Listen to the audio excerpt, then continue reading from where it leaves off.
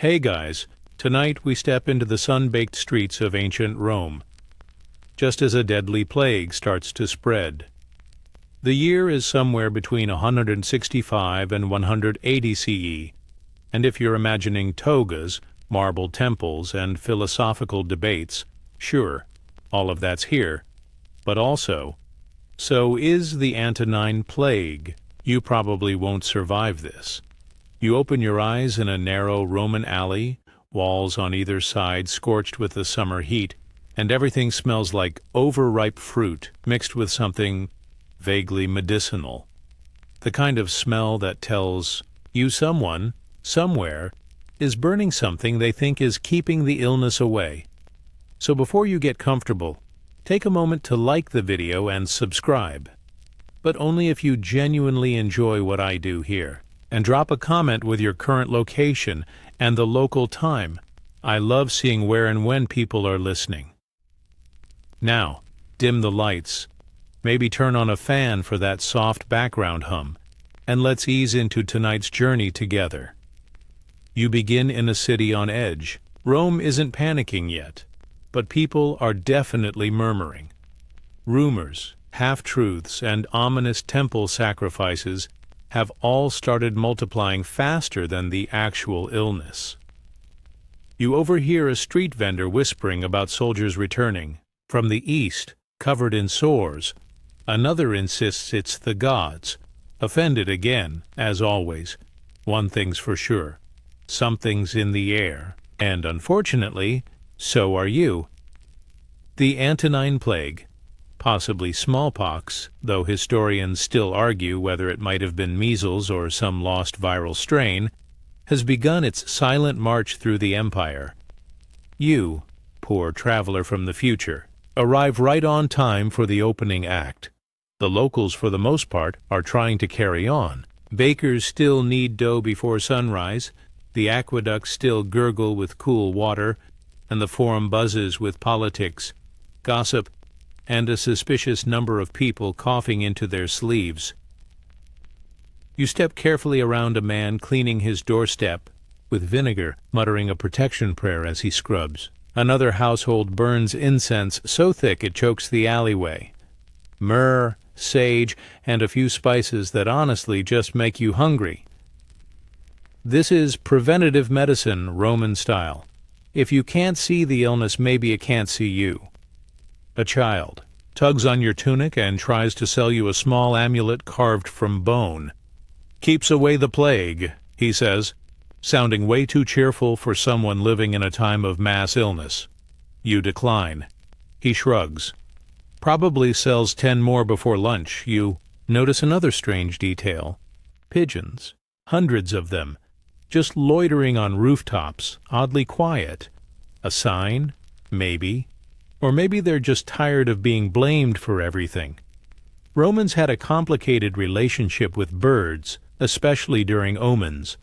And right now, the augurs are, reading everything from cloud patterns to chicken livers, hoping for signs that the gods will let up. As you walk through the city, the first signs of the plague's real impact appear in tiny ways. That bakery's shut, that bathhouse unusually quiet.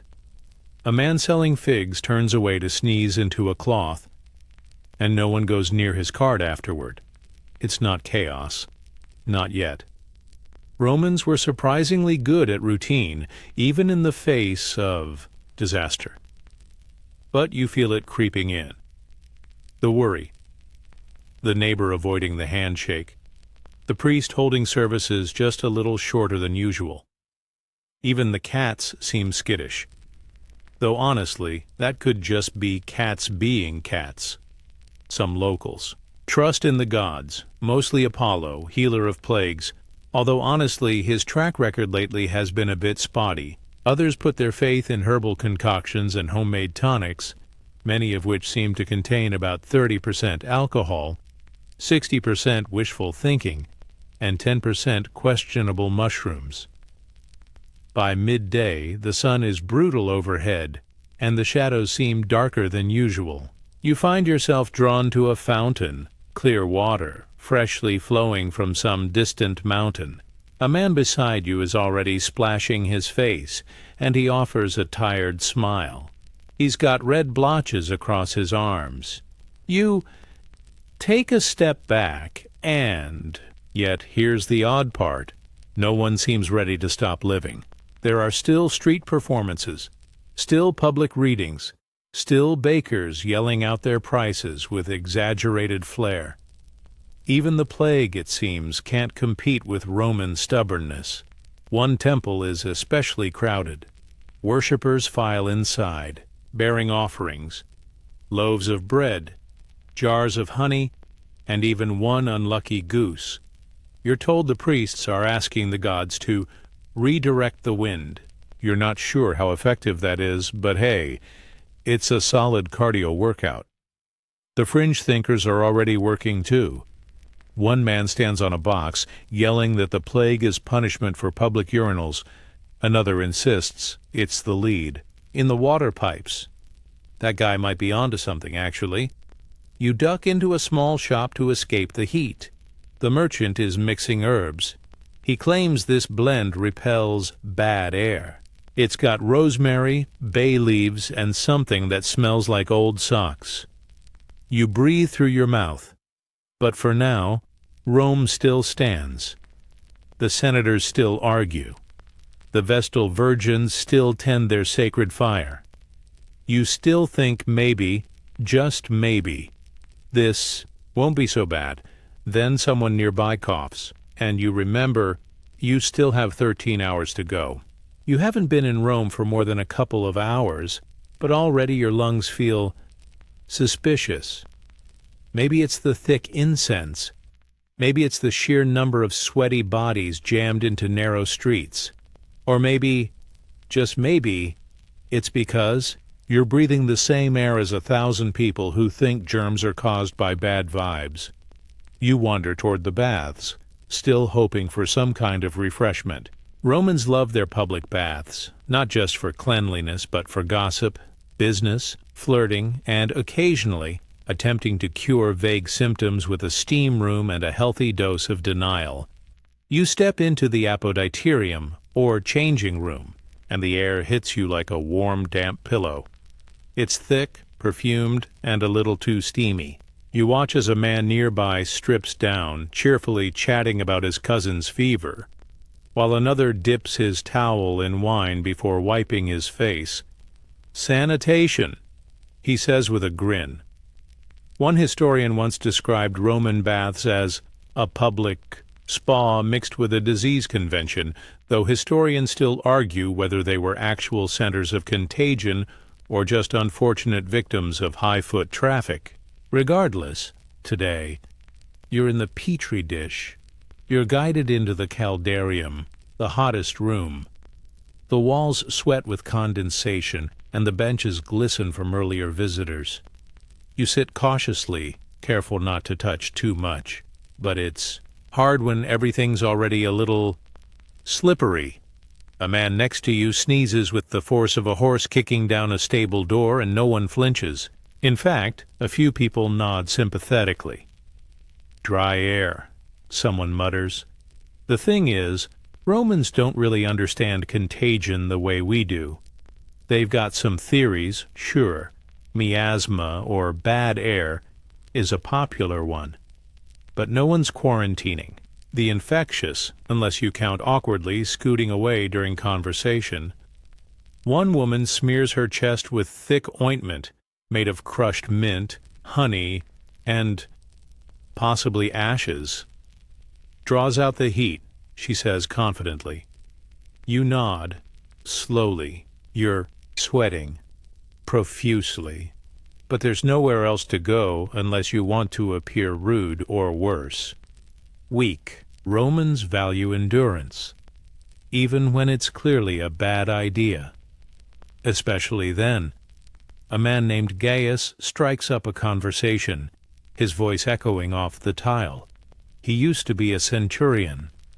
Fought Parthians out east, he says, chest puffed out. Came, back with a fever and 3 new gods. You laugh, until he adds, still have the fever. and starts coughing into his hands. You smile politely and excuse yourself, quickly. In the tepidarium, the medium-warm room, two old men debate whether the plague came from the breath of elephants. You assume this is metaphorical until one of them insists he saw a prophecy in a dream.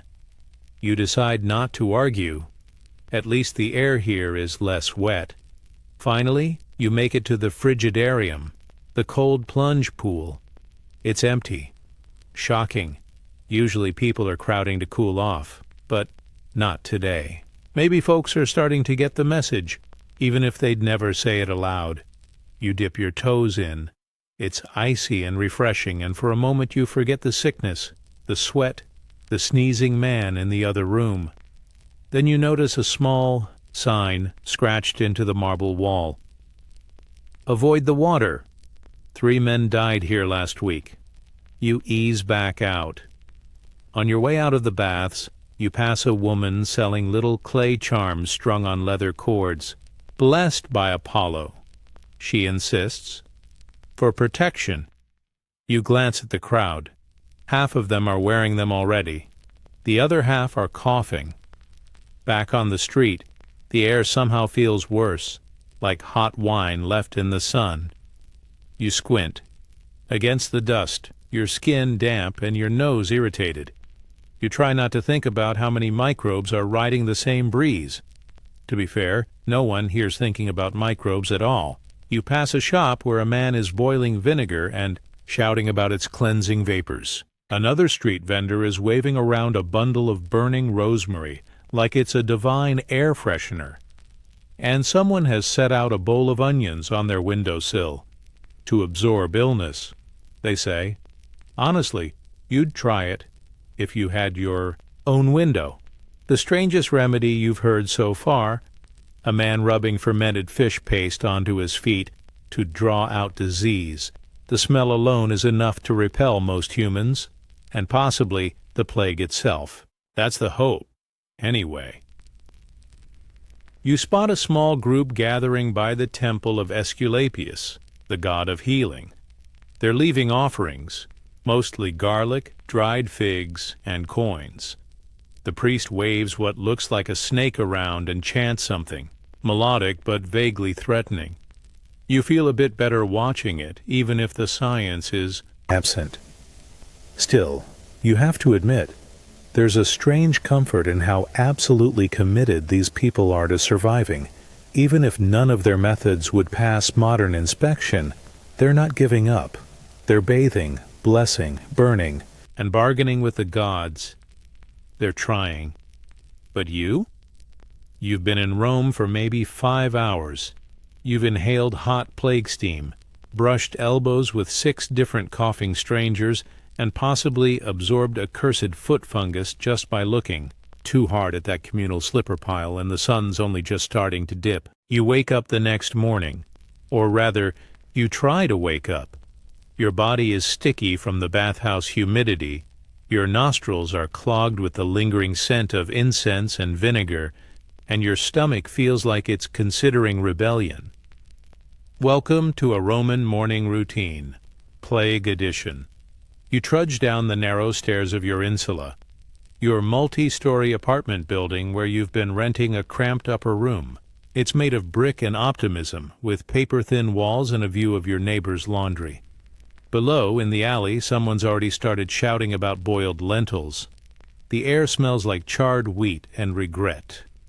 Time to freshen up, Roman style. That means scraping off the sweat and dust with a strigil, a curved metal blade that acts like a very enthusiastic squeegee. You rub olive oil onto your skin, the cheap kind that smells a little like lamp fuel, and begin scraping it off along with yesterday's regrets. The water supply is still running, for now. Rome's aqueducts are architectural miracles, carrying fresh water from mountain springs into fountains, cisterns, and private homes. You splash your face, and the coolness shocks your skin awake. But someone nearby mutters that the aqueducts might be carrying illness. Historians still argue whether the Romans had any inkling that waterborne disease was a problem, or if they just liked blaming everything on the air. Someone across the courtyard sneezes, twice, and immediately follows it with a prayer to Jupiter. The man cleaning his sandals next to you mutters, "He should have used sulfur soap." You're not sure that's a real thing. Breakfast in Rome is usually light. A piece of bread, maybe some cheese or fruit if you're lucky. You settle for a slice of honeyed bread and some olives from a communal plate, noticing the flies circling a little too confidently. You try not to think about the bathhouse. Suddenly a loud knock rattles the courtyard. A man in a short toga, cheeks red with either fever or rage, is arguing with a merchant over spoiled fish. The merchant insists it was fresh. The man insists it gave his cousin heat from the chest. This is what passes for a food safety dispute in the 2nd century. Your neighbor, a wiry older woman with 3 cats and one eye that never quite looks directly at you, invites you to join her in applying a salve made from crushed lavender and crushed beetles. You decline. She shrugs and smears it on her temples while humming a hymn to Ceres. Everywhere you turn, people are taking small, strange precautions. A man sprinkles wine around his doorstep, blesses the threshold. He says. Another chews garlic like it's a sacred rite. A young boy ties sprigs of rosemary to his sandals. And you? You're just trying to breathe without drawing attention. You make your way to the communal latrine, and let's just say, it's an experience. Romans pride themselves on public sanitation, but when a city of over 1 million people starts sneezing into shared sponge sticks, hygiene becomes complicated. Still, the sewer system, Rome's Cloaca Maxima, is impressive. One of the oldest in the world, it's silently channeling waste away from the city. Whether it's channeling disease as, well, that's a different question entirely. You pass a group of men debating whether the plague is a punishment for luxury. One says it's the gods punishing silk robes and spiced wine. Another says it's punishment for ignoring the old traditions. The third just quietly eats a boiled egg and nods. He might be the wisest of the 3. Children run by with masks fashioned from cloth dipped in herbs. Not effective, but oddly adorable. Their mother calls after them to avoid that one street where the coughing man lives. In a city of hundreds of thousands, vague street directions like that are less than helpful. You overhear a whisper in the market. Someone claims their cousin went to Ostia and came back clean. Another says the illness is only in the city center. Another swears by a nightly garlic rub and 3 hail Apollos. Everyone's got a cure. No one agrees. Quacks and self-proclaimed healers are thriving. One man sells tiny scrolls with protective spells for plague, heartbreak, and minor tooth pain. Another is offering powdered dog tongue. Only works on Wednesdays, he adds, solemnly. You can't help but wonder if some of this is performance. Rome loves spectacle, even in sickness. People put on their bravest faces, their oiliest charms, and their loudest theories. And somehow, it helps. A little. Back at your insula, your neighbor is sprinkling dried herbs into a pot and waving the steam toward her cat. Just in case, she says. The cat looks unimpressed. A good sign. The rhythm of life continues, albeit with a shaky beat. The baker still sells his loaves. The street musicians still play. The couriers still run messages from one end of the city to the other. But under it all, there's a quiet tension, a held breath. And you? You're realizing that even the most basic things, washing your face, eating breakfast, scraping oil off your back, are now tiny acts of risk. The kind of risk that doesn't feel daring, just exhausting. One of your sandals snaps on the way back upstairs. You sigh, lean on the wall, and chuckle despite yourself. Rome may not kill you with swords or gladiators.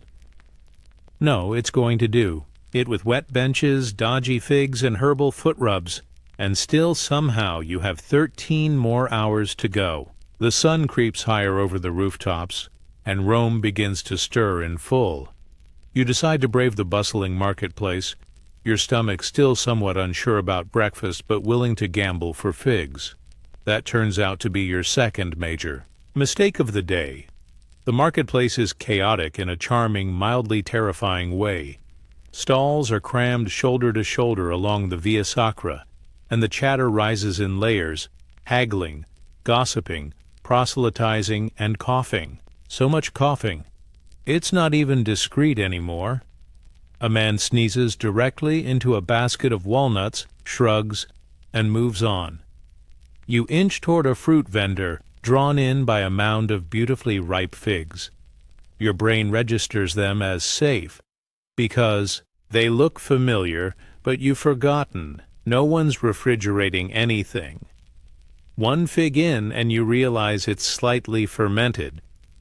2 figs in, and you start questioning your choices. 3 figs in, you're just being stubborn now. A fishmonger nearby fans away flies with a palm leaf while assuring customers, "Caught this morning." Judging by the scent, the fish was caught this morning of a different month. You decide to skip the seafood. An older woman standing beside you is buying dried dormice, stuffed with nuts and honey, a delicacy. You notice she's also wearing a necklace of garlic cloves. Fashion meets function. People here love their honey.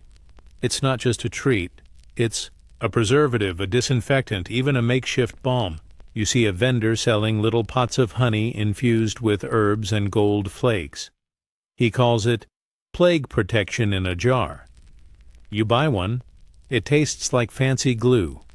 As you browse, you hear a man explaining to a wide-eyed crowd that disease cannot survive in the presence of mint. "That's why I line my nostrils with it," he says proudly. You make a mental note not to shake his hand. It's not just food that's suspect. It's the entire infrastructure. The wooden carts carrying grain from the countryside look like they haven't been washed since Augustus. The scales being used to weigh cheese are visibly crooked. And the street dogs, let's just say they know when something's dying before the people do. Still, Romans have an admirable ability to keep calm and over-sanitize. You pass a group of upper-class women dabbing rosewater behind their ears and sipping wine from pewter goblets at 10 a.m. For balance, one explains, keeps the black bile down. Historians still argue whether Roman concepts of humoral theory were helpful or deeply misguided. The answer is probably yes. As you circle back toward the Forum, you find yourself walking through a spice-scented fog. A shopkeeper is burning thyme, cinnamon, and something bitter you can't identify. "Keeps the air sweet," he says. You cough politely. A small child is being scolded for touching a sickly dog. The mother mutters, "Don't pet death." Sound advice. A priest walks by sprinkling water and murmuring blessings, and you're not sure if it's holy water or just vinegar. You appreciate the effort either way. You stop at a bakery advertising hot flatbread. The sign boasts, "Baked today, possibly within the hour." You buy one, take a bite, and immediately burn your tongue. Worth it. It's salty, chewy, and only mildly ash-flavored. While munching, you listen in on a conversation between 2 men arguing about whether touching bronze coins spreads illness. One insists that coins are blessed by commerce and therefore safe. The other says he buries his money in the yard between transactions. Both of them are covered in red blotches. You decide not to ask. There's a public fountain nearby, and a group is gathered to fill their jars. A young woman dips a cloth in the water and presses it to her neck, sighing with relief. Then a man walks up and starts washing his feet in the same basin. You quietly step away and consider dehydration. By now the marketplace is crowded enough to make you dizzy. Heat radiates from every stone surface. The air smells like sweat and fennel, and your feet are starting to stick to the pavement. You try to keep a safe distance from others, which in Rome means you're constantly bumping into someone. You step into the shade of a colonnade and take a moment to breathe, or try to. There's a lingering aroma of spoiled grapes and wet goat. It's hard to say whether that's a plague symptom or just Tuesday. As the midday sun peaks, the forum's atmosphere begins to shift. Some stalls pack up early. A few vendors disappear mid-sale. People start to glance sideways at each other, checking for rashes, fevers, anything off. The mood changes with startling speed, like someone flipped a switch labeled mild paranoia. And yet one man keeps shouting, "Best cheese this side of the Tiber." You admire his optimism. There's a sudden scuffle nearby. A thief grabs a sack of dates and bolts. The vendor chases him a few steps, then shrugs. "Probably has the plague anyway," he mutters, then turns to refill the bin. You look at the dates and move on. Even pigeons avoid the fish stall. You try not to take that as an omen. Back at your insula, you sit by a small window, chewing on a bit of mint honey bread and watching the crowds below. You realize how much you've touched today. Doors, coins, fruit, hands, your face. You consider bathing again, but then remember what that led to earlier. You cough. Just once. You tell yourself, it's the mint. Your cough echoes off the stone walls a little too loudly for comfort. One or two people glance your way. Subtle, casual, polite. The kind of glances that say, "We're all in this together, but if you die first, that's fine too." You decide, now might be the time to seek professional help. Not a therapist. Rome doesn't quite have those, unless you count shouting your feelings at a statue of Jupiter. But a physician, a medicus. You find one near the Subura district, where the streets are narrower and the smells more assertive. His name is Lucius, and he greets you with the enthusiasm of a man who's treated 7 fevers already today, and has 3 more queued up after lunch. His workspace is small but tidy. Shelves of earthenware jars, iron tools laid out in an orderly row, and a faint herbal scent that suggests something between basil and boiled sock. "So," he says, motioning for you to sit on a wooden stool. Your chest feels hot? Head heavy? Skin tingling? Do you dream of lizards? You blink. "Just checking," he mutters. "Some dream of lizards. It's a new symptom." He feels your pulse. 2 fingers pressed gently against your wrist. He studies your eyes, your tongue, your fingernails. "You're warm," he says. "Too warm. Possibly from the sun, possibly from impending doom." You laugh a little. He doesn't. Lucius believes firmly in balancing the 4 humors: blood, phlegm, yellow bile, and black bile. The plague, in his view, is a disruption of these delicate fluids. "Your bile is probably winning," he says, "or your phlegm has gone rogue." Historians still argue whether Roman doctors helped more than they harmed, especially in cases of epidemic disease. Lucius, for his part, seems convinced that illness is best treated with determination, discipline, and mild blood loss. "Roll up your sleeve," he says cheerfully. You hesitate. Is that necessary? "Do you want to recover or linger? Dramatically?" he asks. He produces a small bronze scalpel and a shallow bowl. Before you can protest, he makes a tiny incision on your arm and watches a few drops of blood pool with deep professional interest. "Yes," he nods, "definitely redder than ideal." You wonder what ideal blood looks like, but decide not to ask. Next, he offers you a thick syrup made from wine, crushed myrrh, and the ashes of something he refuses to name. It will soothe the throat, he says. Possibly your dreams, possibly nothing. You drink it. It tastes like candied regret. He hands you a cloth pouch filled with dried herbs, lavender, rue, wormwood, and a few mystery bits that crunch. Unpleasantly when pressed. Hang it around your neck, he instructs. Or burn it under your bed. Or both. Depends how cursed you feel. You thank him and prepare to leave. Don't strain your voice, he calls after you. And avoid. The color purple. You pause in the doorway. Why? It's unlucky this week, he says simply. On the walk back to your insula, your arm stings a little, and your mouth still tastes like a scented candle. You pass another medicus arguing with a street preacher. The preacher insists the plague is divine wrath. The doctor says it's unbalanced diets. A local woman interrupts them both. It's the figs, she declares. They've always been suspicious. You're beginning to understand why Rome's population never seems entirely well. Further along the street, you see a man crouched over a charcoal drawing on the ground.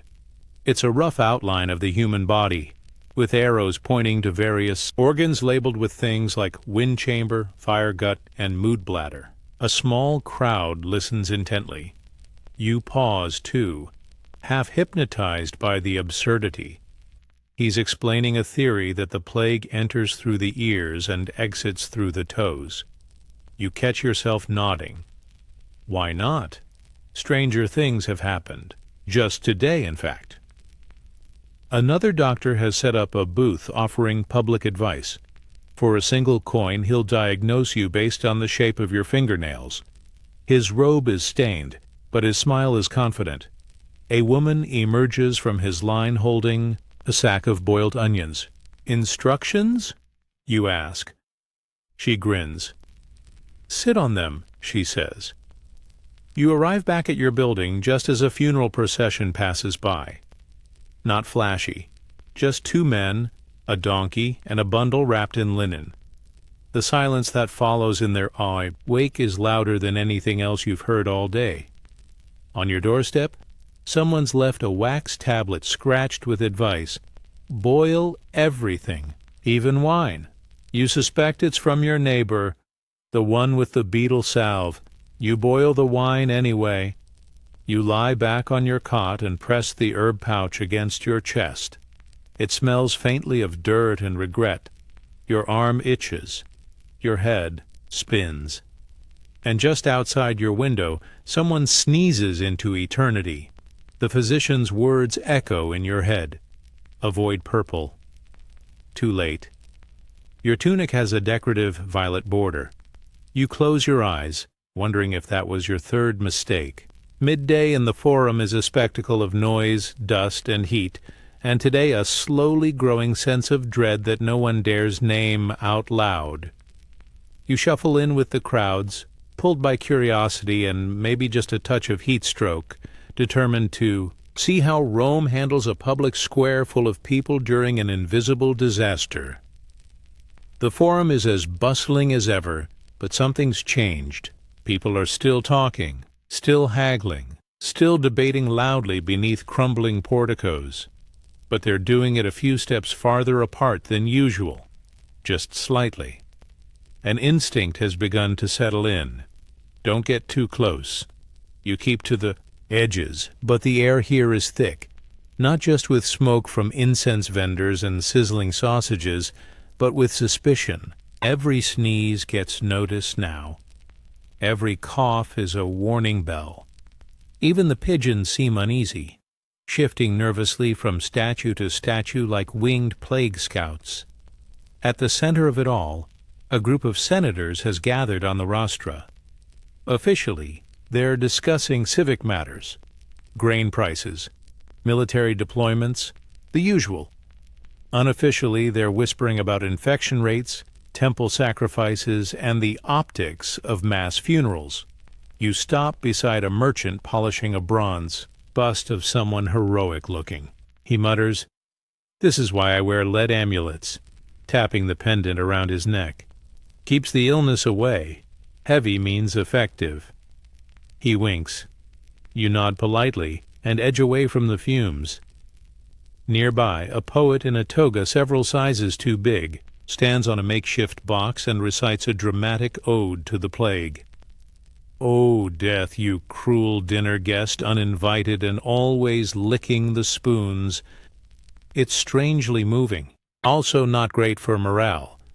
Suddenly, a man to your left lets out a hacking cough. Heads turn. People step back as casually as possible. The man freezes, eyes wide, then forces a grin. "Dry throat," he says. "Too much garum." The crowd doesn't buy it. This is Rome's political and social heart, but today it feels more like a waiting room. Everyone's pretending they're here for normal reasons: shopping, speeches, politics. But underneath it all, they're watching, scanning, counting coughs. You pass a trio of soldiers on leave, clustered in the shade of a statue of Mars. One is visibly sweating through his armor. Another is fanning himself with a piece of papyrus. "The legions brought it back," someone mutters. "That's the rumor anyway, that returning troops from the Parthian campaigns carried the sickness home with their spoils and their sunburns." Historians still argue whether the Antonine Plague entered through Mesopotamia or through the ports, but one thing is clear: it's everywhere now. A group of merchants nearby is discussing shipping delays. One blames the sickness for scaring off sailors. Another blames foreign gods. A third suggests that people should try eating only boiled lentils for a week. "Cleanses the bile," he says with the confidence of a man who has never been questioned before. Meanwhile, a boy with a shaved head and a wooden charm sells quick prayers for 2 coins apiece. "Guaranteed to keep you breathing," he claims. You give him a coin, just in case. A priest from the Temple of Apollo walks solemnly through the forum, swinging a censer of smoking herbs. People step aside to let him pass. Some cross themselves. Others just hold their breath until the smoke clears. The air is suddenly heavy with sage and burnt fig leaves. You try to inhale without looking like you're enjoying it. A woman beside you opens a jar of something strong and dabs it under her nose. "Fermented goat milk," she says, "neutralizes the air." You nearly gag, but thank her for the tip. The thing is, you can't leave. Not really. Rome's a maze of walls, markets, and movement restrictions. Officials are already closing roads to suspected sick zones. Leaving the forum is easy. Leaving the city? That's a different story. You try to duck into a side alley to avoid another coughing vendor. There you find a makeshift shrine, candles, wilted flowers, a few coins, and a loaf of bread with a bite taken out of it. Someone's scribbled a plea to Mercury: "Protect my lungs and my mother." You step back out into the sun, blinking. The forum is still loud, still bustling, but it's like the volume's been turned slightly down. There's tension now, just under the surface.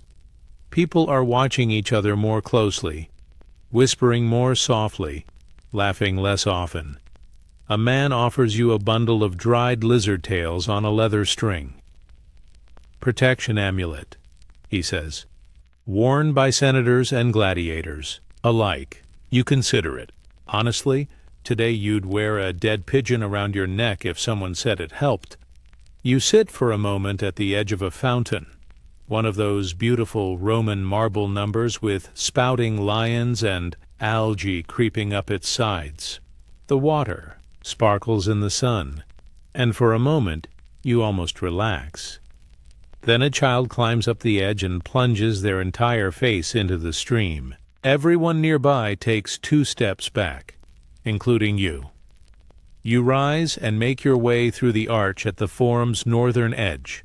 Behind you, Rome's political elite continue to posture and reassure each other that everything is under control. Ahead of you, the city stretches on. Alleys, tenements, temples, and more rumors than marble tiles. It's only early afternoon. You cough once, just to clear your throat. People notice. You pretend it was a sneeze. No one looks convinced. The smell hits you before the chanting does. Thick, smoky, and oddly sweet, like burning pine cones mixed with boiled wine. You round a corner and stumble into a ritual already in full swing. A crowd has gathered outside a temple. You think, it's the temple of Jupiter Optimus Maximus. Though honestly at this point it could be a fancy butcher shop and you'd believe it. Everyone's quiet, watching. At the center a priest in full regalia. White robes, laurel crown, the whole holy ensemble, is holding aloft a freshly sacrificed goat liver, like it's a scroll with the meaning of life scrawled inside. You stop mid-step, not wanting to draw attention. The goat's body still lies behind the altar, its entrails carefully arranged on a bronze plate, glistening in the sunlight. Around you, people whisper as the priest murmurs in Latin and gestures toward the sky. The liver is soft, someone says. That's good. Another frowns. But the gallbladder was misshapen. Yes. This is haruspicy, the ancient Roman art of divination via animal organs. In a time of plague, it's become almost a civic duty. When medicine fails, people look to the guts. Historians still argue whether these rituals offered real political guidance or just public reassurance in fancy packaging. But today, it feels like everyone wants to believe the goat knows something they don't. The priest finishes his reading and nods solemnly. The gods are displeased, he announces. No one seems surprised. Next, a small group of attendants begins lighting incense around the temple steps. You catch whiffs of cinnamon, bay leaves, and something distinctly sulphurous.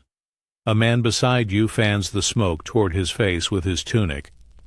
Protects the lungs, he explains. You're not convinced. The ceremony continues. Offerings are brought forth. Honey cakes, coins, bundles of herbs tied with red string. One particularly committed woman offers a small statue of her own foot.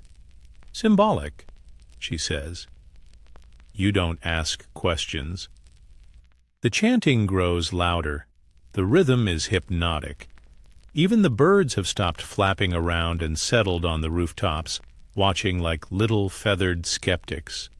You glance up at a stone, eagle glaring down from the temple pediment, and feel vaguely judged. You find yourself pulled closer to the crowd. An old man taps your shoulder and presses a dried fig into your hand. Give it to the altar, he says. They like figs. You wonder if they are the gods or the priests, but you don't argue. You shuffle forward and place the fig on a silver plate, then back away slowly, unsure whether you've earned a blessing or just fed someone's lunch. Just when you think it's over, another priest steps forward holding a scroll. He recites a list of offenses that may have brought on the gods' wrath. Neglecting temples, ignoring omens, oversalting lentils, bad poetry. You recall the forum poet from earlier and wonder if he's to blame. Then come the piacula, ritual, appeasements. People volunteer to fast for a day. Others promise to donate to temple repairs. One man offers to stop cursing in public. At least for a week, he says. The crowd claps politely. A sudden flare of movement draws your attention. To a pair of augurs, priests trained in reading bird signs. They're standing slightly apart, gazing intently at a pair of pigeons pecking near a fountain. They turned left, one says. That's not ideal. The other nods gravely. You make a mental note to walk home via the right side of the street. You try to leave quietly, but the smell of roasted goat lingers in your nose and clings to your tunic. You pass a family kneeling beside the temple stairs, whispering prayers into a clay pot. The mother carefully seals it with wax. The words stay inside, she tells her daughter. The gods hear them when the wax melts.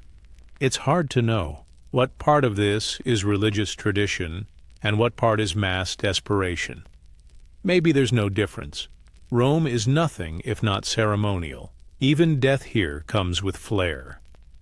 You make your way down a side street and stumble upon another ritual in progress, this one more grassroots. A circle of women gathered around a burning brazier, chanting quietly and throwing bits of dried rosemary and wool into the flames. One of them sprinkles flour into the fire. "For purification," she says, catching your eye.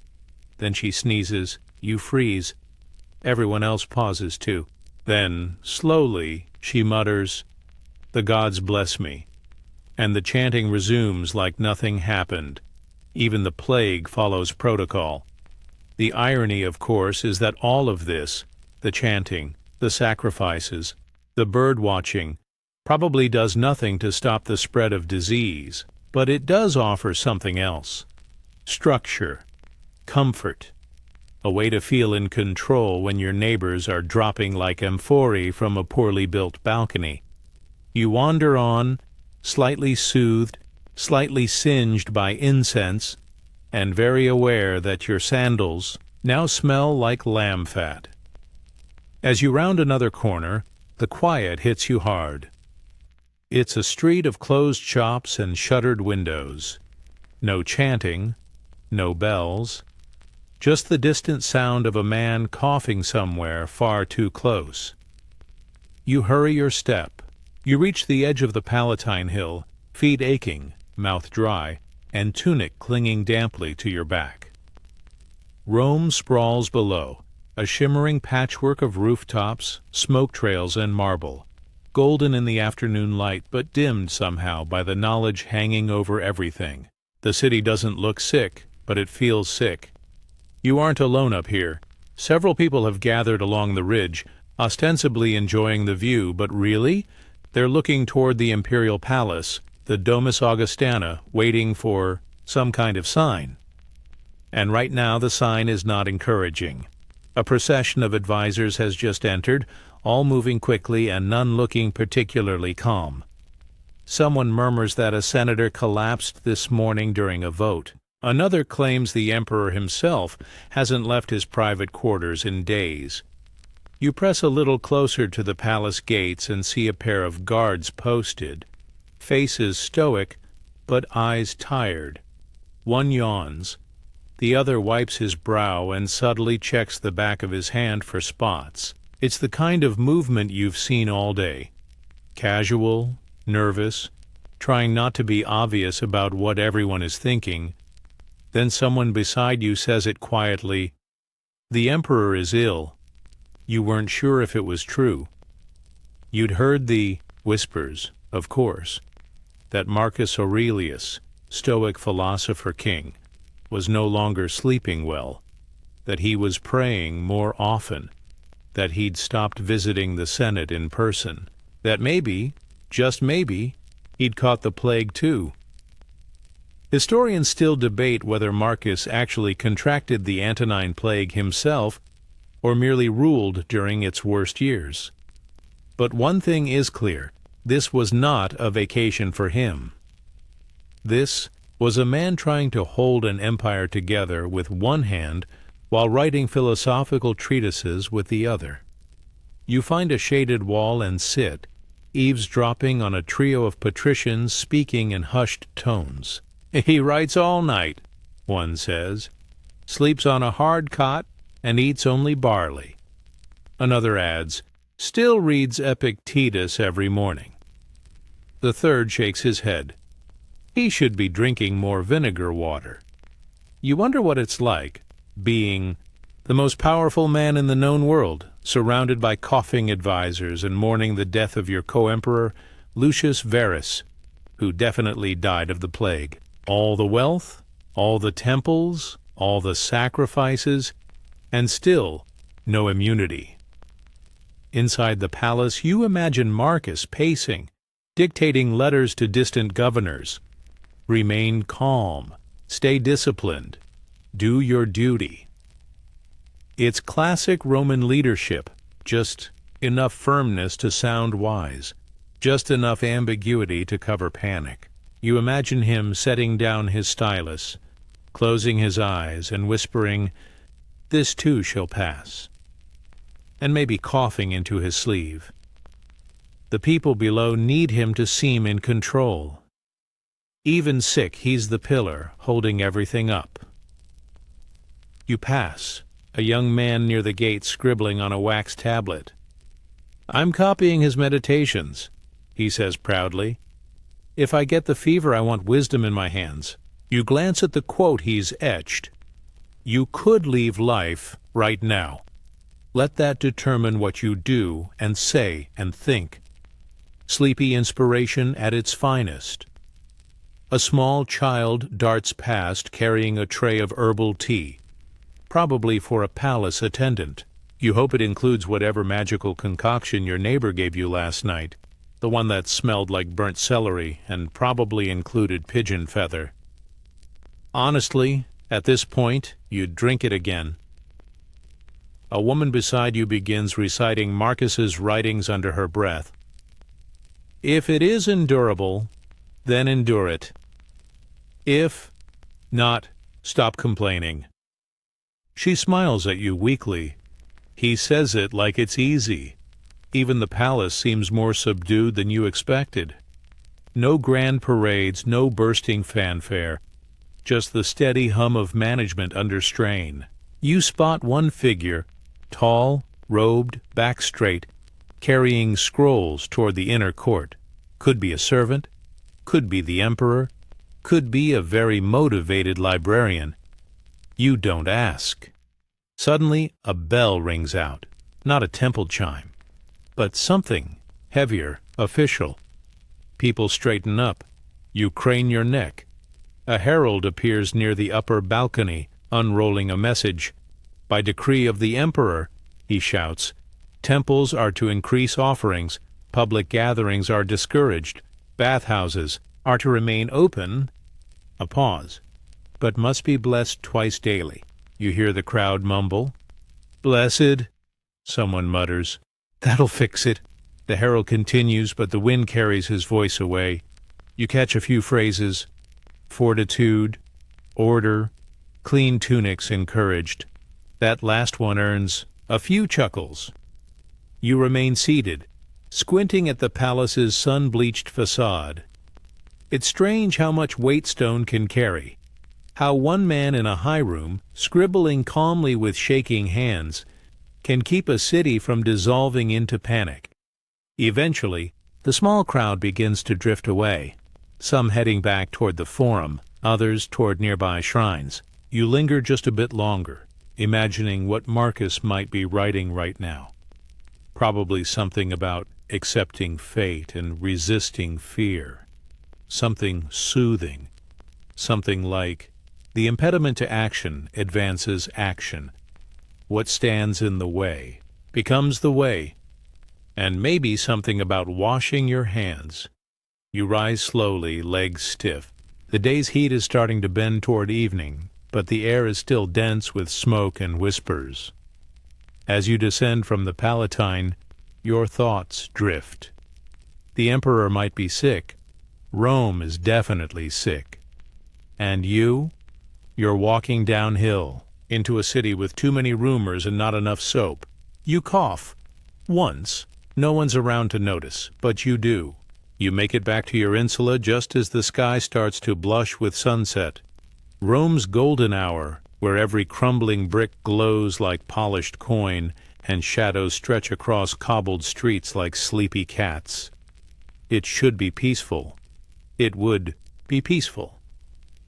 If it weren't for the scratching under your floorboards and the neighbor 2 levels up arguing with her chickens again. You climb the stairs slowly, every step echoing louder than necessary, and finally collapse onto your woven mat. You're not sure if it's exhaustion or something more ominous. Your mouth tastes like you chewed on a papyrus scroll. Your limbs feel heavy. And outside? Rome isn't sleeping either. Sleep in a Roman tenement is aspirational, especially during a plague. Noise is part of the architecture. A child crying, 2 doors down. Someone hammering on clay pots. Someone else apparently trying to teach their parrot Latin at midnight. And beneath all that, the constant soft shuffle of feet and whispers in the stairwells, people coming and going, quietly, nervously. You close your eyes, open them again, close them, then reopen them fast because you could have sworn you heard a sneeze from behind the wall. Your room is small, simple. 1 cot, 1 jug of water, probably safe, and a cracked oil lamp. The window barely opens, and when it does, it invites in the scent of roasted onions, mildew, and desperation. You hear someone muttering a prayer, not loudly, not performatively, just a soft litany to Fortuna, goddess of luck, whispered like a lullaby. It mixes with the rustling of dried herbs hung in doorways and the quiet clinking of charms tied to rafters. This is a city trying to will itself into safety. You roll onto your side and pull your cloak tighter. The linen itches. Your skin itches. Could be the heat. Could be plague. Could be guilt from not burning that goat offering properly. Time blurs, but you don't sleep. Instead, your mind wanders. You imagine the rooftops above you, scattered with clay tiles and moonlight. Imagine the gods peering down, flipping coins, to decide who wakes up tomorrow. Imagine the rats holding their own little Senate meeting in the walls. At some point you doze. It's not sleep exactly, more like drifting in and out of overheard conversations.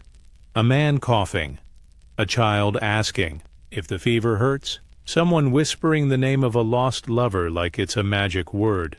Then come the dreams. In one, you're back at the forum, but everyone's wearing bird masks. In another, Marcus Aurelius offers you tea and then turns into a goat. You wake, up with your heart pounding, sweat cold on your neck, and the taste of fig still lingering on your tongue.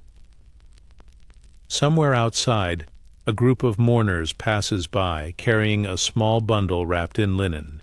They don't cry. They just walk. Slow, even steps. It's more haunting than wailing. You get up and pour some water. It's warm. You drink it anyway.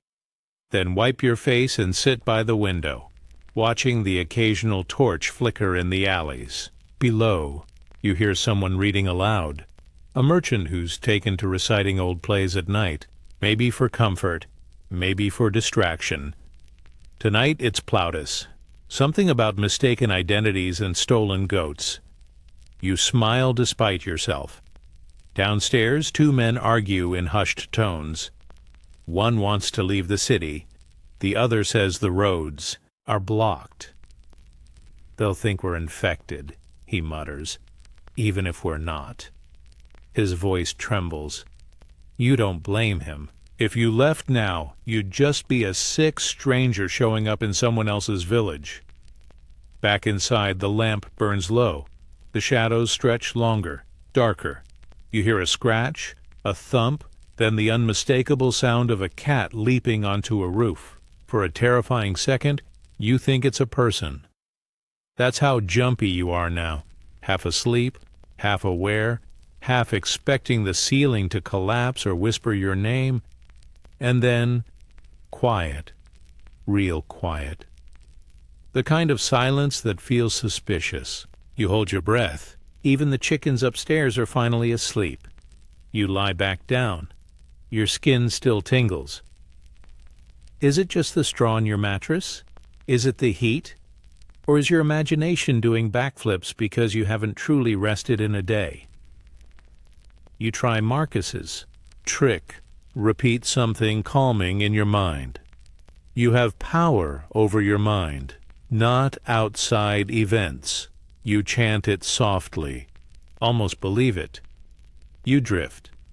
And then the coughing starts again, not from you.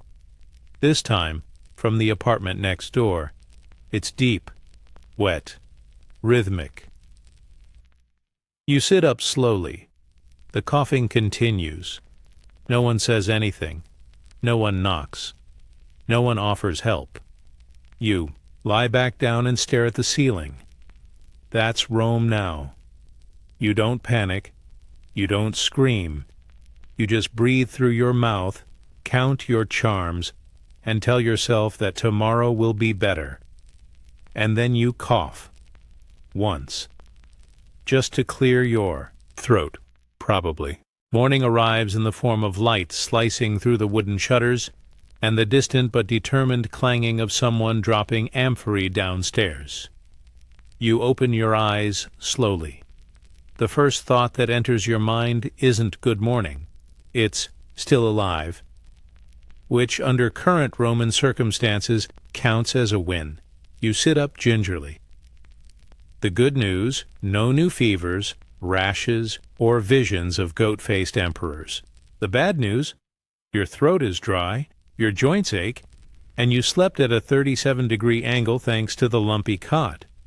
Could be the plague, could be aging prematurely, could be the result of having dinner next to that guy who sneezed into his lentils. You need to freshen up, or at least pretend to, and there's only one place to do that. Yes, the baths. Again. You tell yourself this is a terrible idea. You know the last time you went, you essentially marinated in communal steam with a side of bronchitis. But your skin feels like old papyrus, and your neighbor's salve smells like something that escaped from a lizard, so you convince yourself it'll be quick. In, rinse, out. The baths are quieter today, which might sound peaceful, but mostly feels ominous. You pass a fruit vendor packing up early. Fewer people, safer air, she mutters. You nod, then immediately hold your breath. Just in case. Inside the thermi, the air is heavy and moist, like the breath of a large, feverish cow. You step into the apoditerium, where usually dozens of chatty bathers undress, gossip, and compare olive oil brands. Today, only a few souls linger, some already stripped to their loincloths, others just sitting awkwardly, trying to decide if relaxation is worth the risk of slow death. You undress quickly and step into the caldarium, once again regretting your choices almost instantly. The steam is so thick it coats your eyelashes. A man sitting on the far bench hums quietly, dabbing his forehead with a vinegar-soaked cloth. Keeps the air clean, he says without looking up. You nod, though you're pretty sure it's giving you a headache. The usual bathhouse banter is gone. No one's boasting about gladiator matches or debating grain prices. Today people just whisper, if they talk at all. One man mutters about his cousin who started with a cough and ended with a priest. Another grumbles about how the public fountains are being blamed for everything. Next thing you know, he says, they'll say the aqueducts are plotting against us. You slip out of the caldarium and into the tepidarium. It's cooler, less foggy, and occupied by a trio of older men aggressively scrubbing themselves with wool cloths and something that smells like mint and garlic. You consider asking where they got it, but one of them sneezes mid-sentence, and you pretend to be very, very interested in the ceiling. At the cold plunge, you find a young man standing waist-deep in the pool, eyes closed, arms floating slightly. "I'm purifying," he says. You ask, "Your body?" He opens one eye. "My karma." Fair enough. You skip the plunge, there's a dead wasp floating in it, and instead wander toward the outer courtyard. Normally, this area is buzzing with social energy, people reclining, oiling their arms, exchanging gossip and borrowed tunics. Today, the only buzz is from a lazy bee drifting near a bowl of stale grapes. You sit on the edge of a stone bench and eavesdrop on a conversation between two bathhouse attendants. "They're going to start fumigating," one says, "with sulfur and rosemary." The other sighs. "They should just fill the whole place with wine and let the gods sort it out." A passerby, drying his feet, interjects, "You know, the Greeks used to rub crushed snails on fevers." The group goes quiet. Someone eventually says, "Maybe that's why they lost their empire. You slip your sandals back on, muscles slightly more relaxed but sinuses deeply confused. On your way out, a woman in a cloak hands you a small wax tablet. It's got a scribbled prayer to Asclepius, the god of healing, and a drawing of what might be a lung. "Offer it at the temple," she says, "or burn it, whichever feels more satisfying." Back on the street, the contrast hits you. Rome outside the baths is louder now, angrier. More carts are overturned. More vendors are shouting, not in cheer, but in desperation. You pass a group of people arguing with a town crier who's just posted a public notice. "All public baths to be blessed, daily by order of the Emperor. Vinegar rations to be increased. Avoid gathering near fountains. Consult a priest if symptoms persist." Someone spits on the notice. Another kisses it. You keep walking. Near your insula, you pass a boy selling plague soap. It's a lump of lard mixed with crushed herbs and probably wishful thinking. You buy one. Why not? You're already carrying a beetle salve and a goat liver talisman. What's one more weird-smelling insurance policy? Back home, you wash your hands in a chipped ceramic bowl, watching the herbal suds swirl down the drain like some kind of symbolic cleansing. You don't feel better, but you do feel slightly cleaner, which, in plague-ridden Rome, is as close as you'll get to hope. The sun has begun its slow slide behind the rooftops of Rome, painting the city in deep amber and lengthening shadows. You step outside again, against your better judgment, drawn by the distant sound of chanting and the faint orange flicker of torchlight. Whatever's happening, it isn't official. That's clear. You follow the glow down a narrow alley that curves like a question mark. There, in a wide-open courtyard behind a crumbling shrine to Vulcan, a small crowd has gathered. Neighbors, travelers, street performers, people who look like they haven't slept in 3 days. Everyone's holding something that burns. A candle, a lantern, a bowl of fire lit from oily cloth. This isn't a state-sponsored sacrifice. It's a folk remedy, a fire festival for health. You've heard about these. Gatherings meant to burn away sickness, bad luck, or invisible spirits. They're not listed in any imperial decree, but they spread through Rome like rumors, or like the plague itself. One woman steps forward, tosses a pinch of powdered resin into the brazier, and chants a phrase in Latin too fast to catch. The flame flares blue for a heartbeat. People murmur approvingly. "A good sign," someone whispers. "No screaming birds this time." You stand at the edge, unsure if you're a guest or a participant. A man hands you a bundle of dry herbs wrapped in linen, lavender, bay, and a crumbly gray, something that smells faintly like burned toast. "Throw it in," he says, "and speak your fear." You consider saying everything, but settle on just fever. The bundle hisses as it burns. A thin wisp of oddly sweet smoke curls into the sky, like it's escaping. Someone starts to sing. The voice is low, steady, untrained, but haunting. It catches like wildfire. First a second voice joins in, then a third. Soon the courtyard hums, with wordless song. It's not pretty exactly, but it's comforting in the same way a heartbeat is comforting. Rhythmic, repetitive, proof that someone else is alive.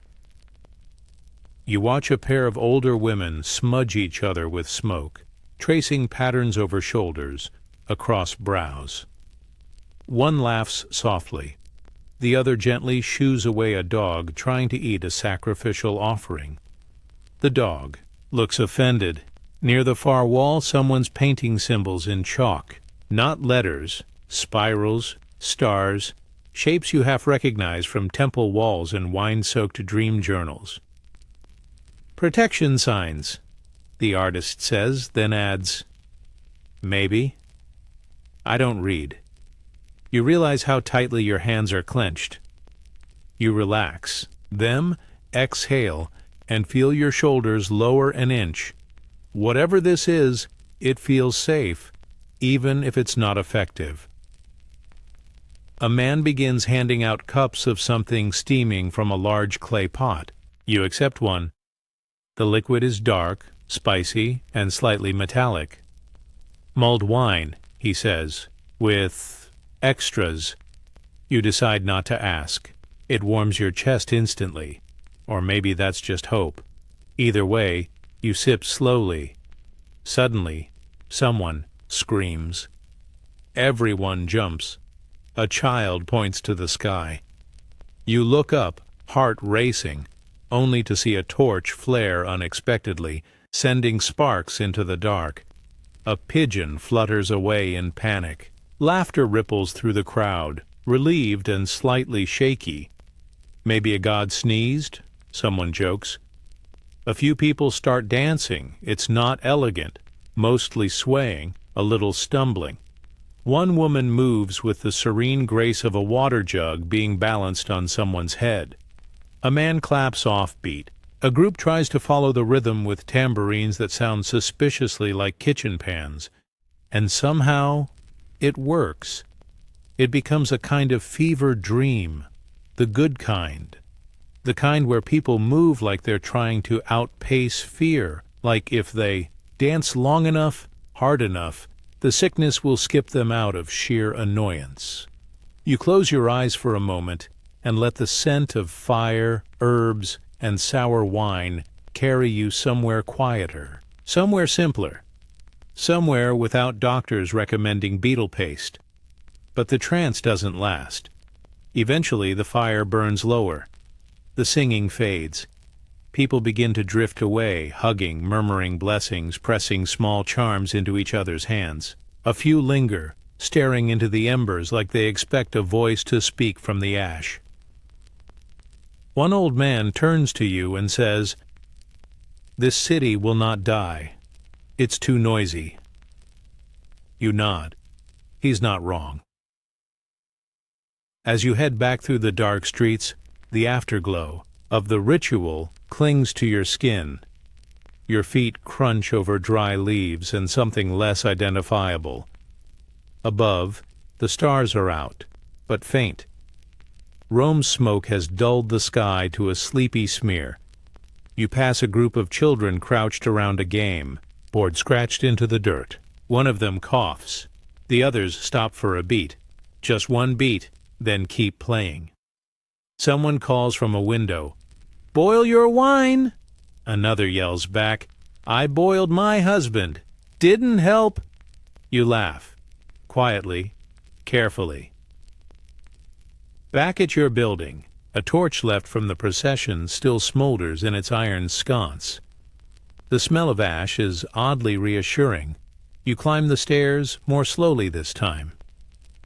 No one says anything, but everyone seems to sleep just a little deeper tonight.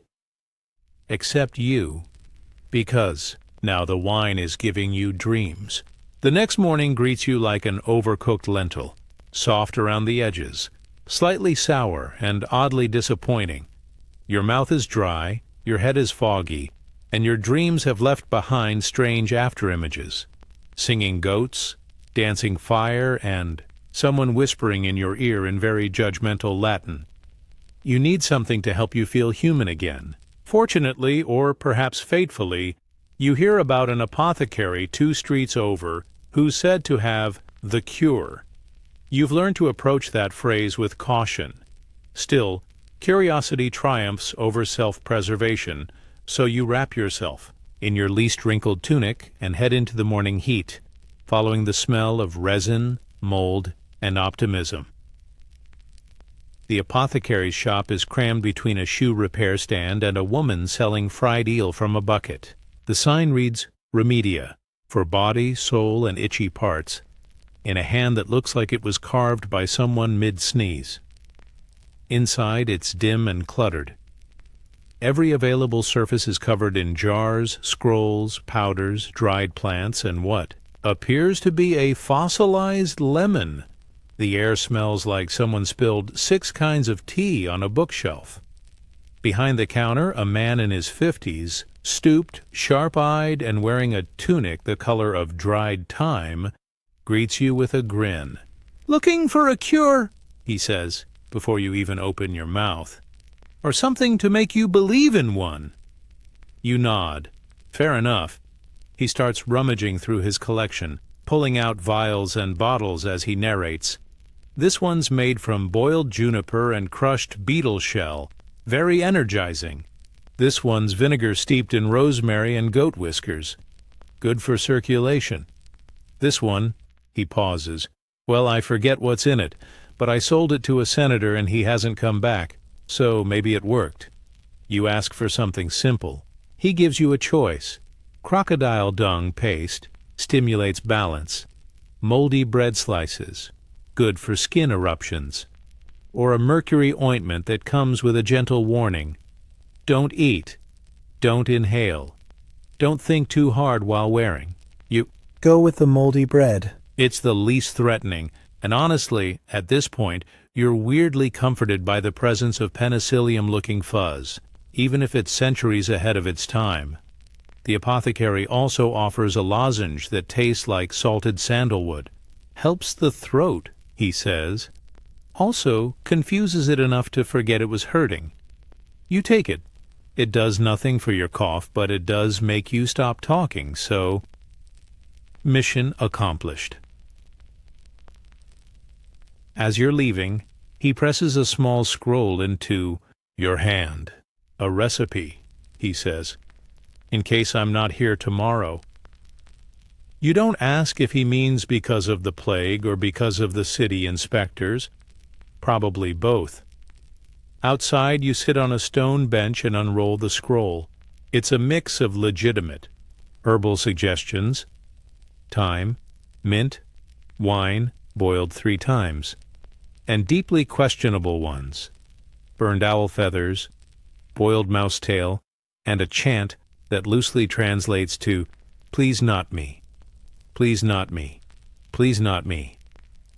You keep it anyway. It might come in handy. Back on the street, you notice the rise of a new trend: street corner remedy peddlers. These aren't trained apothecaries. These are freelancers. One is selling amulets carved from dog bone.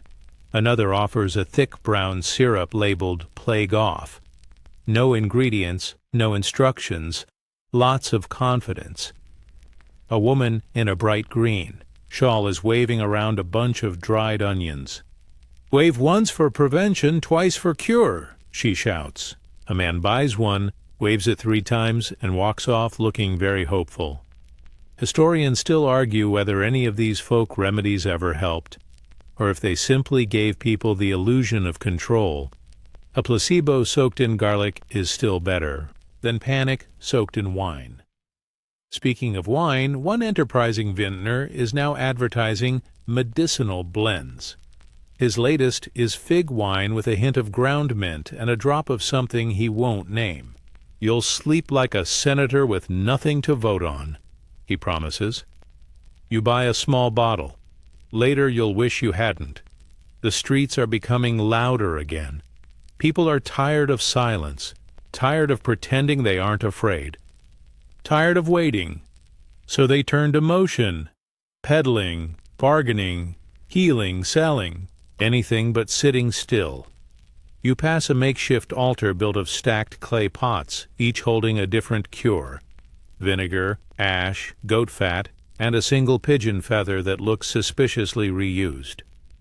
People walk by, toss in coins, whisper prayers, and move on.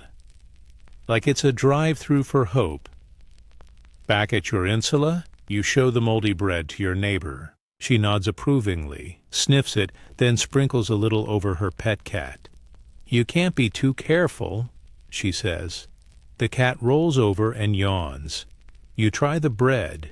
Just a tiny bite. It tastes like ancient socks. You wash it down with boiled wine and wish for either death or relief, whichever comes with a nap. The lozenge is still stuck to your tongue. You lie down and reread the scroll from the apothecary. There's a line at the bottom that wasn't there before. Or maybe you just missed it earlier. All things heal in time, or they pass away. Same result either way. You close your eyes, you cough once, then twice, then stop, just for now. You decide to leave the city. It's not a brave decision. It's not even a strategic one. It's the kind of decision you make after waking up with a nosebleed, a neighbor's goat tied to your door for blessings. More, and the disturbing realization that your favorite fig vendor hasn't been seen in 3 days. You pack lightly.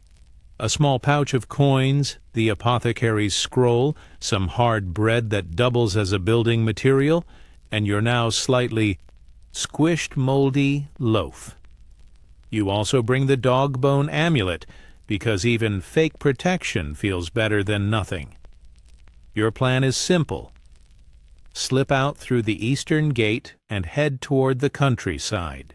Fresh air, fewer people, maybe some sheep, maybe a tree. You've never been more excited to see a tree in your life. But Rome, like a stubborn relative, doesn't make leaving easy. First obstacle: roadblocks. Near the city's edge, soldiers stand in front of large wooden barriers hastily constructed with leftover scaffolding and civic pessimism. Their tunics are rumpled, their eyes are sunken, and their job is clear. Don't let people out who might bring the plague elsewhere.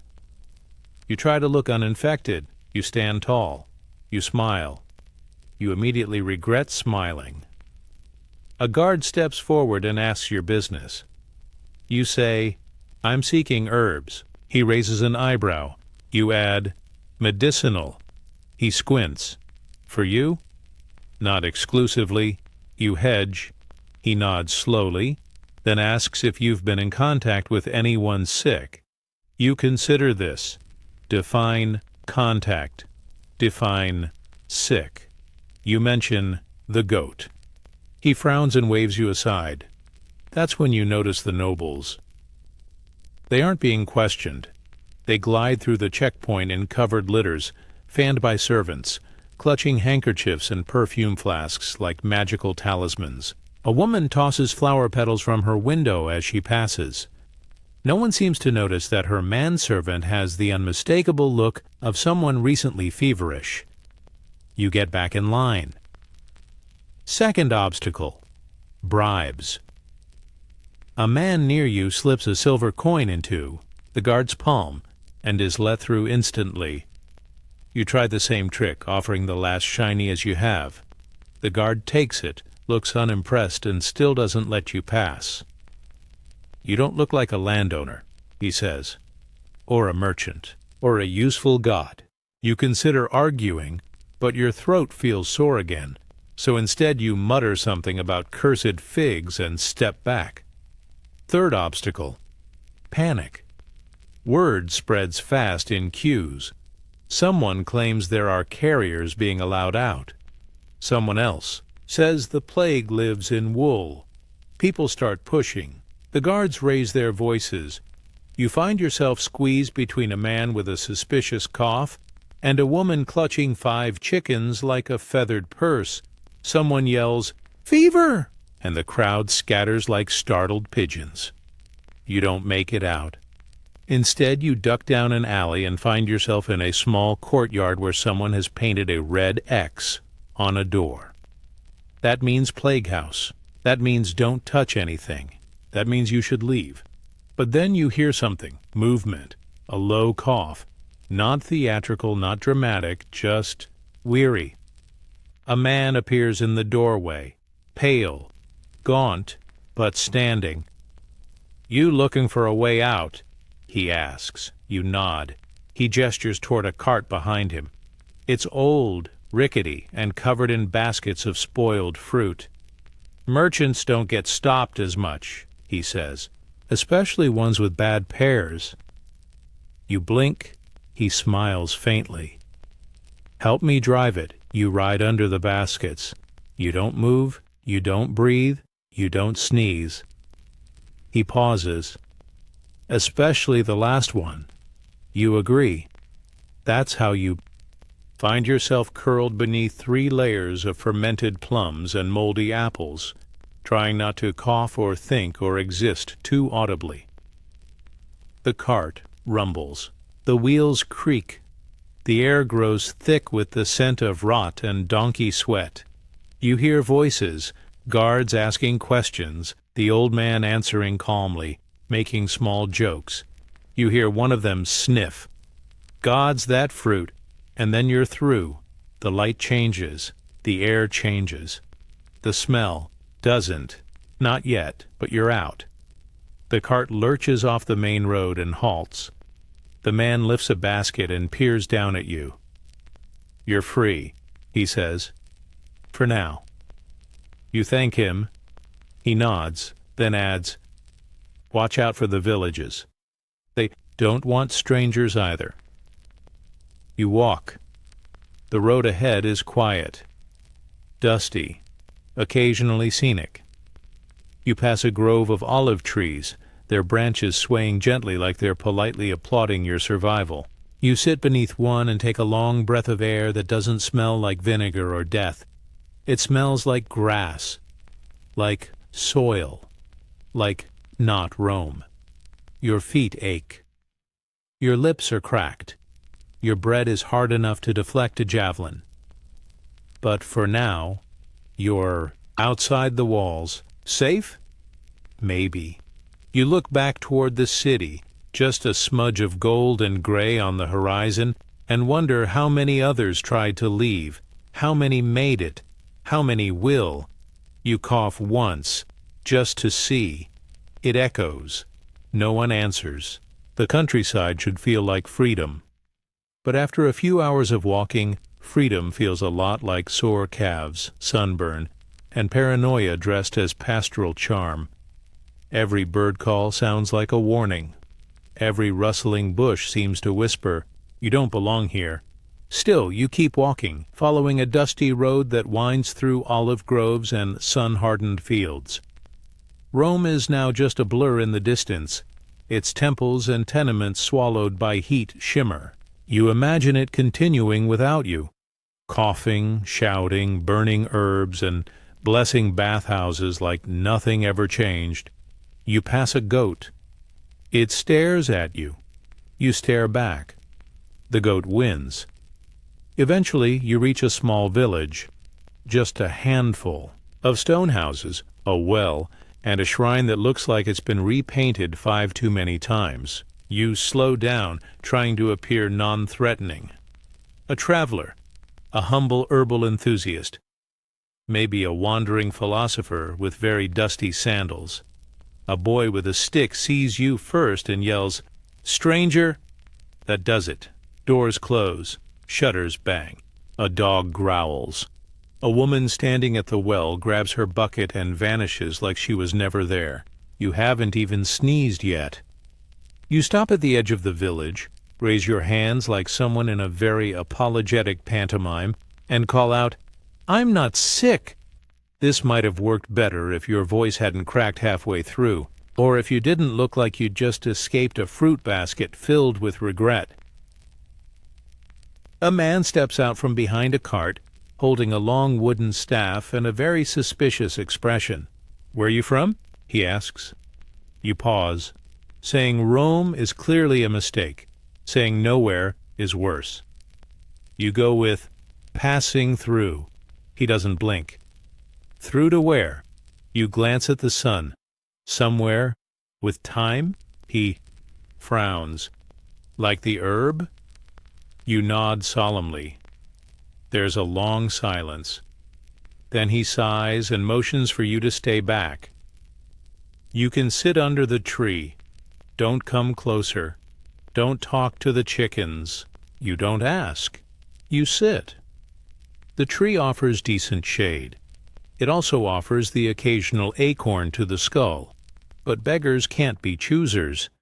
You drink from your water skin, nibble on a piece of apothecary-certified hardtack, and try not to think about your throat. From a distance, the villagers watch. Kids peep from behind walls. An old woman tosses salt in your direction.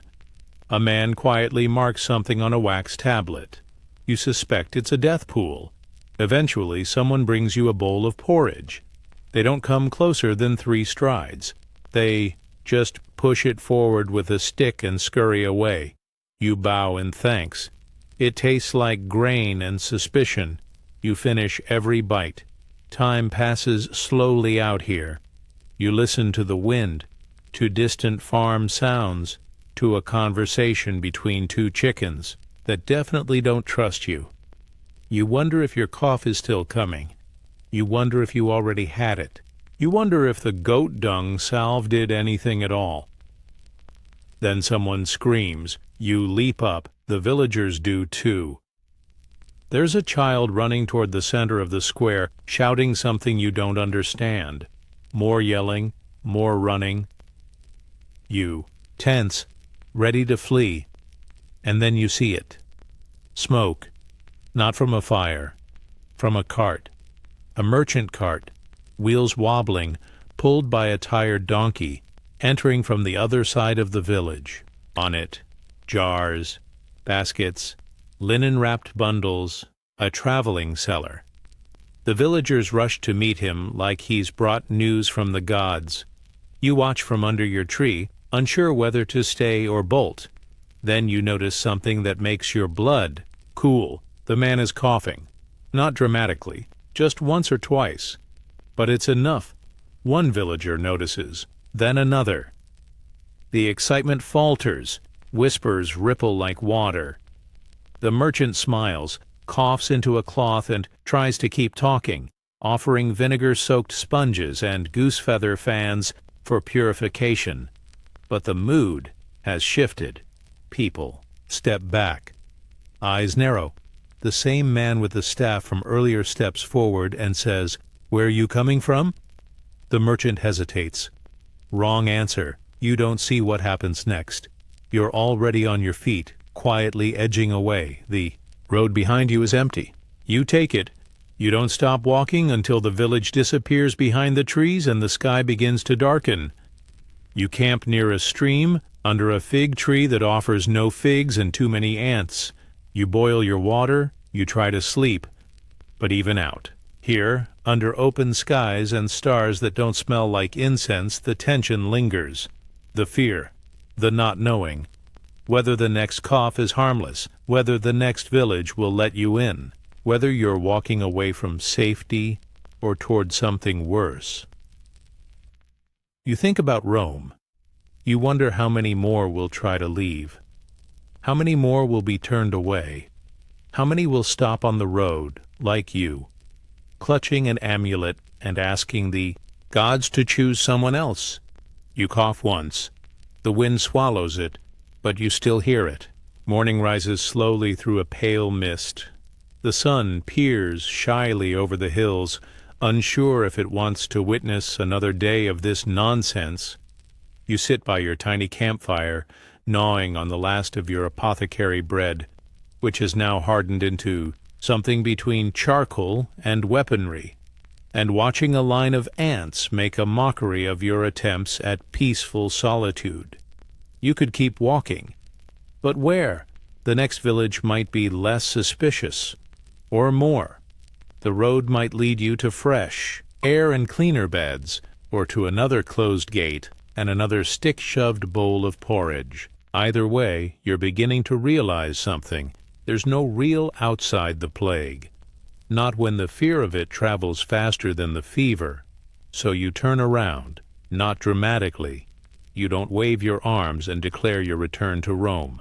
You just gather your things, pour sand over the fire, and walk back the way you came, past the fig tree past the footprints, past the haunted silence of that last village.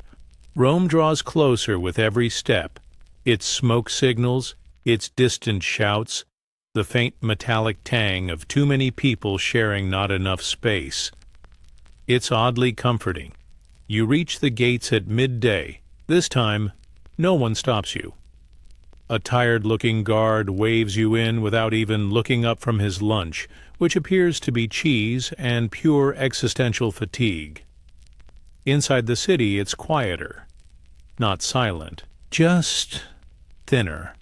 You notice it in the way the market stalls sit half-stocked, the way the public fountains gurgle without laughter nearby, the way no one walks too quickly, as if rushing might wake something. You pass a group of magistrates writing new edicts. One reads aloud, "No gatherings larger than 12, no open-air singing, no hugging statues of gods without permission." You keep walking. At the Forum, someone has installed a new shrine, a crude stone pillar topped with a laurel wreath and covered in wax tablets. Messages, prayers, notes to family. Come home. Still coughing. I forgive you.